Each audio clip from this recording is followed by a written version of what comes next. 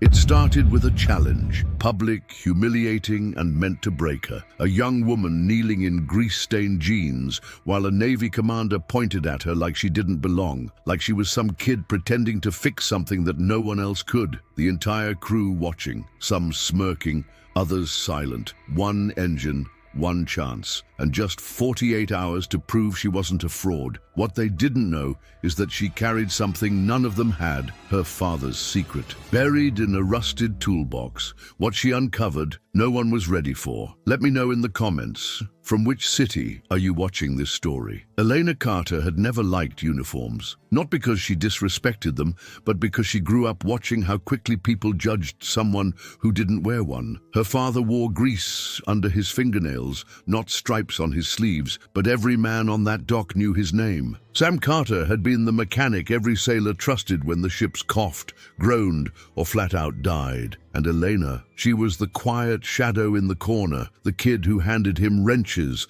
memorized the rhythms of broken engines, and learned to hear the difference between a faulty pump and a fatigued rotor before anyone else even raised an eyebrow. But none of that mattered the day she returned to the base, alone. It had been 3 weeks since her father's funeral. A simple military send-off, a folded flag, and a row of blank stares from men who respected Sam, but never really knew him. Eleanor stood there in a borrowed black jacket, feeling more like an outsider than ever. She didn't cry. She hadn't since the hospital. But something inside her refused to sit still. She didn't want flowers or stories. She wanted to be back on the dock, back where things made sense, where broken things could still be fixed. The Bremerton Naval Base looked the same. Damp air, the smell of salt and oil, chains clinking against steel as the tide rolled in. Except now, her father wasn't there to yell across the platform or laugh at the junior officers trying to look important while misreading the gauges. Now it was just Elena, walking back into a place where everyone remembered her as the mechanic's kid who always got in the way. Some didn't even remember her at all. She wasn't supposed to be there, not officially. She had no clearance, no badge, no position, just an old access card and a letter of reference her dad had written months ago, but never sent. But she didn't care. She wasn't there for a job. She was there because the last thing her father had said to her was, "The ship's still got a pulse. Don't let them bury it." And now the USS Aberdeen, a decommissioned frigate tied to Dock 3, had gone dark again. Power loss. Engine unresponsive. The Navy's engineering team gave up after 72 hours of diagnostics. Too old, too damaged, not worth the budget. But to Sam Carter, that ship was a living thing. And to Elena, it was unfinished business. She showed up just before dawn, hair tied back, jumpsuit zipped, gloves on. The chain-link gate was unlocked. No one noticed her at first, until the sound of a socket wrench echoed across the concrete. Heads turned, and then came the voice, deep, sharp, worn from decades of command. "Miss Carter, I don't recall seeing your name on the roster." Commander Rick Halverson had the kind of posture that made people stand straighter just by being near him. His uniform looked like it had been pressed in a museum. His shoes shined like mirrors, and his tone, though calm, carried a sharpness that sliced right through the morning chill. He didn't raise his voice.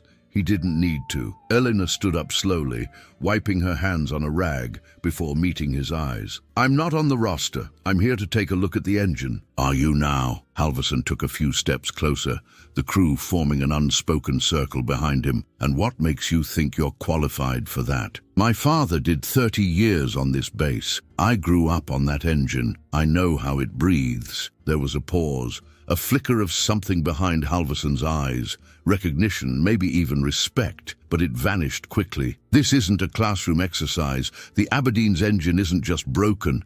It's beyond repair. You being here might feel noble, Miss Carter, but we don't run on nostalgia." Elena didn't flinch. "It's not nostalgia. It's unfinished work." Halverson exhaled slowly, then turned toward the gathered sailors. 48 hours. You want to prove something? Fix it. No interference, no help. But if you fail, you walk, and you don't come back. The silence was thick. A few sailors whispered. One even laughed, but Elena didn't respond. She crouched down beside the engine compartment, pulled back the top, and got to work. By noon, the story had spread across the base. The mechanic's daughter is trying to bring the ghost ship back to life. Some thought it was bold.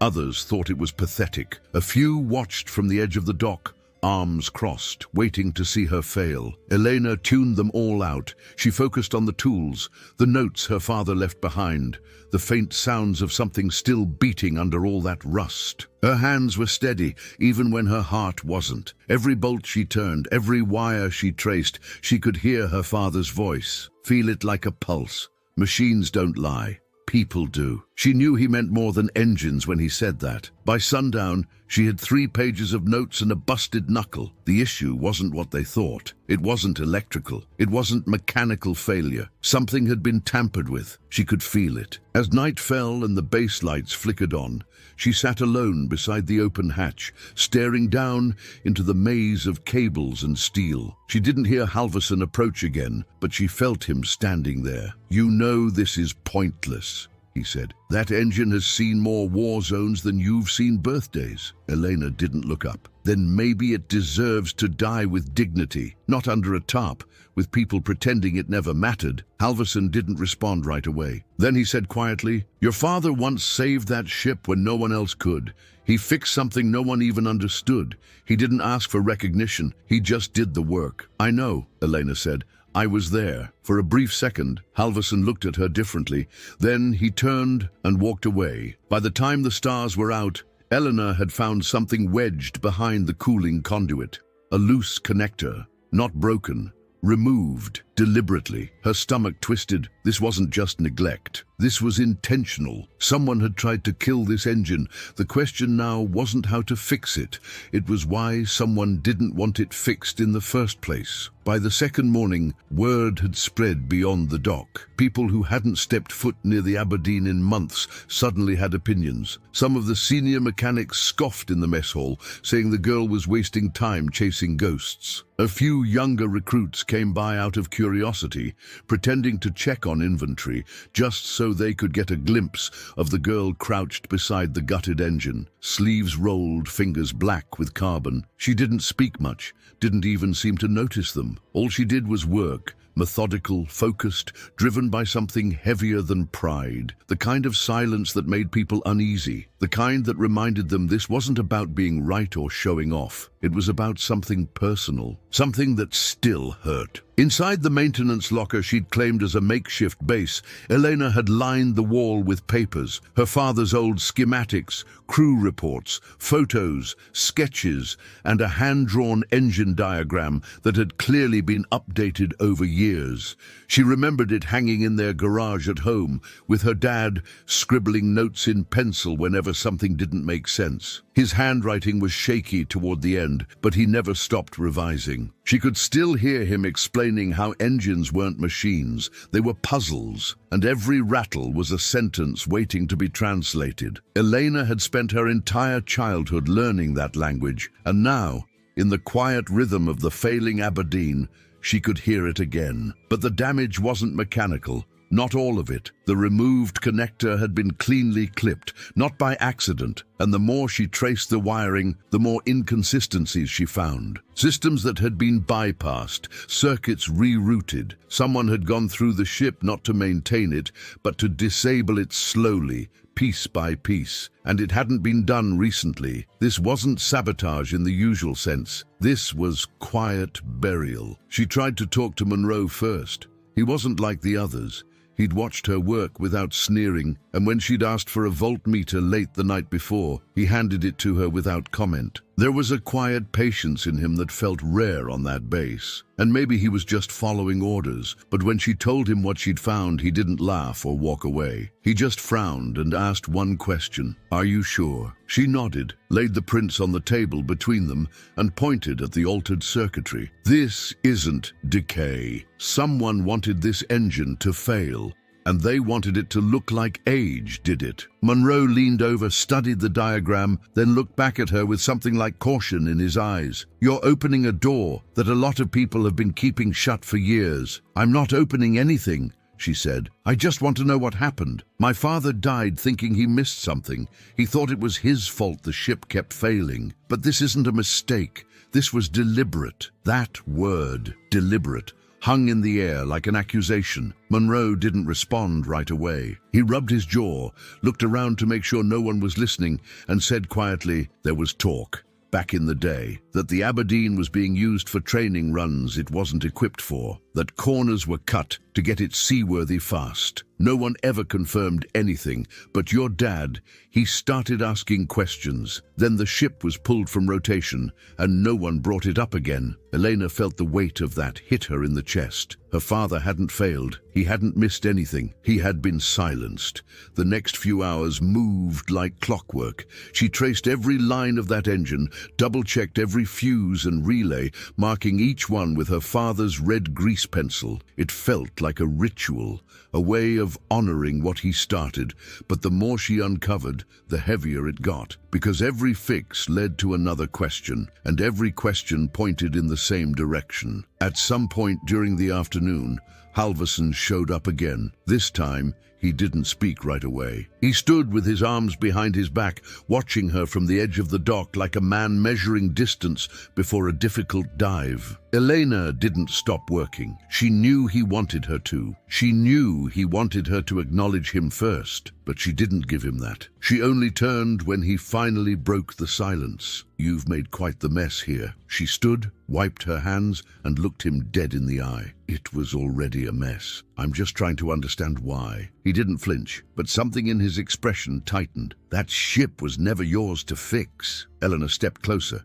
her voice steady. "Maybe not, but it was my father's, and someone made sure his work would be blamed for something he didn't do. I'm not going to let that slide." Halvorsen's jaw clenched. "You don't understand what you're accusing. Decisions were made under pressure, compromises. It's easy to criticize after the fact. I'm not criticizing. I'm fixing what someone broke." There was a pause, a long one. Then Halvorsen turned and walked away, but not before saying, just loud enough for her to hear, "Be careful what you dig up, Miss Carter. Not all answers make things better." That night, she found the letter. It had been tucked behind a loose panel in the tool locker, wrapped in plastic, yellowed at the edges. Her father's handwriting was unmistakable. On the outside, it read simply, "For when they stop listening." Inside was 3 pages. Half technical breakdown, half confession. He'd known the ship was being run too hard. He'd raised concerns, but every time he pushed, someone pulled rank, told him to keep it moving,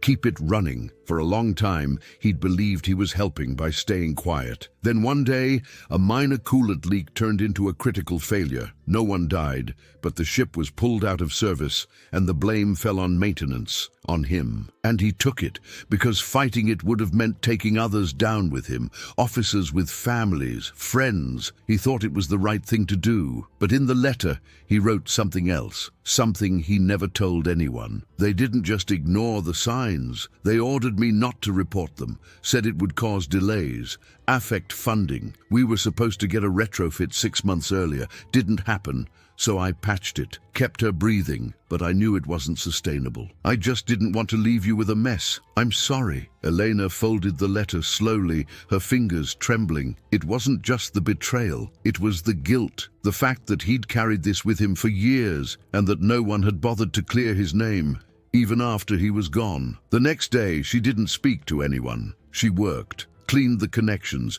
rewired the damaged panels, installed a temporary fix on the cooling valve. She didn't ask for help. Monroe offered once, but she shook her head. Some things had to be done alone.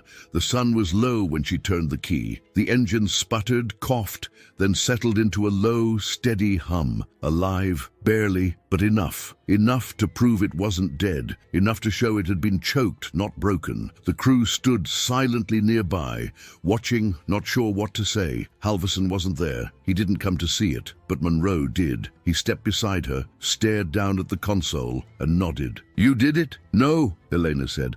"I just uncovered what someone didn't want found." He didn't ask what she meant. Maybe he already knew. Maybe they all did in some way. But silence was safer than truth on a base like that. When she walked away that evening, the hum of the engine still behind her. Eleanor felt no triumph, no celebration, just a strange kind of peace. Like something had shifted, not outside, but inside. A truth exposed, a lie undone, and that was enough for now. By the third morning, the tone on the dock had changed. Not dramatically, there were no public apologies, no loud declarations, but the way people looked at Elena was different, less skeptical, more watchful, like they weren't sure how to treat someone who'd done something none of them could. She'd brought the Aberdeen's engine back to life, even if just temporarily, not patched, not cheated, truly fixed. And even though she hadn't said a word to most of them, her presence was no longer dismissed. She belonged there, not because of who her father was, but because of what she had done with her own hands, her own knowledge, and her refusal to back down. Still, there were things left unresolved, things heavier than cables and steel. The letter she found kept playing in her mind, her father's voice, his guilt, his decision to take the fall instead of exposing others. She couldn't carry that in silence. Not when his name still hung in shadow among those who'd once praised him. She didn't want revenge, but she wanted the truth acknowledged. She owed him that. So, after carefully organizing her findings, the faulty wiring, the removed components, the logs that contradicted official reports, Eleanor asked for a meeting, not with Halvorsen directly.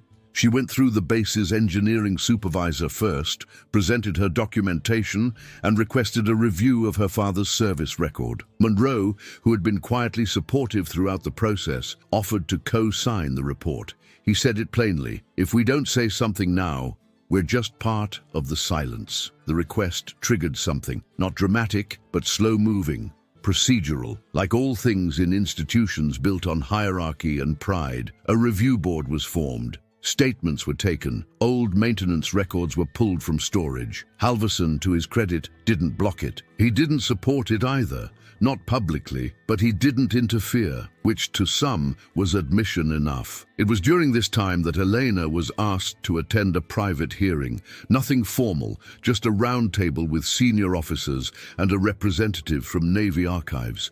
She brought the letter, she brought the photos, she brought her notes.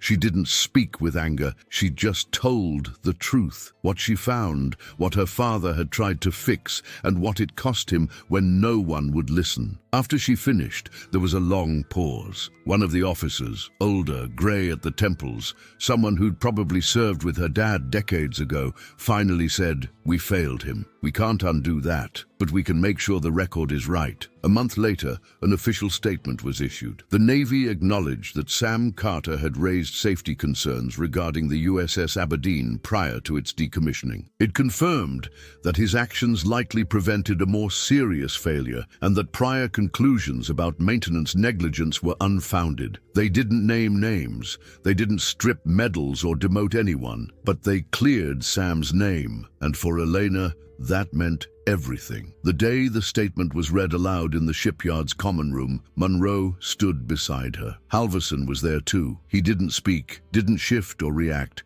just listened with his arms folded. When the reading ended, Elena didn't wait for applause. There wasn't any. Just a few nods, a few hands on shoulders, quiet respect. But as the crowd began to disperse, Halvorsen approached her, slower than usual. He didn't look like a commander then. He looked like a man carrying weight. "I read the letter," he said. "All of it." She looked up at him, steady. "Then you know why I couldn't let it stay buried." He nodded once. "He was right. I didn't want to see it. I thought admitting it would unravel everything. But the truth matters. It always has. I just didn't have the courage he did." Elena didn't say anything for a moment. Then she offered a quiet, almost tired smile. "Neither did I, until now." Halvorsen nodded again and walked away. No drama, no redemption speech. Just a man walking slower than before. Elena didn't stay on base. She wasn't interested in joining the Navy or becoming the official mechanic for a ship that should have been retired years ago. But they offered her a position anyway.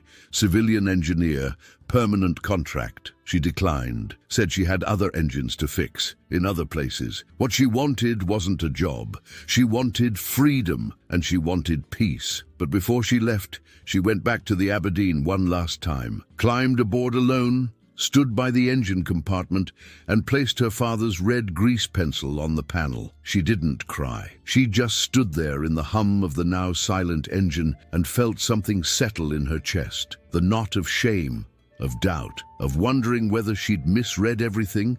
It was gone. In its place, a quiet sense of justice, not perfect, but real. Before she left the base that final morning, a new plaque had been installed near the maintenance dock. Nothing flashy, just a clean metal plate with a simple engraving in honor of Sam Carter for the work that spoke for itself. Elena didn't need them to add her name. The truth was enough, and this time, they'd listened. If this story meant something to you, comment the word truth, because sometimes the hardest thing isn't finding it, it's refusing to let it stay buried. There is a story here on the screen that will also move you. Press to watch. You won't regret it.